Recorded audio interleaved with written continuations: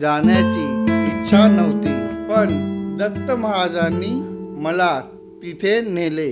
काय वेगळे अनुभव घेतले हे समजण्यासाठी, जाणून घेण्यासाठी हा व्हिडिओ शेवटपर्यंत पहा. कारण आज आम्ही तुम्हाला घेऊन जाणार आहोत दत्त महाराजांच्या कृपा आशीर्वादाच्या रोमांचक प्रवासात.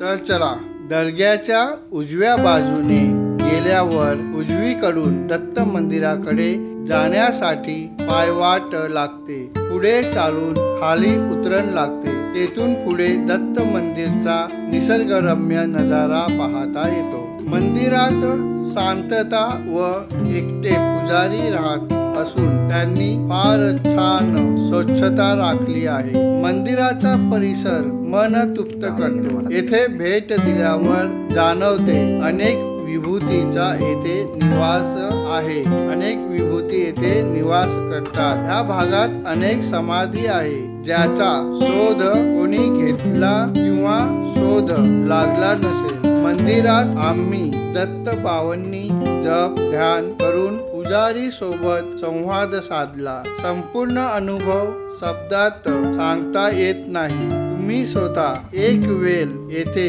आवश्यक भेट द्या.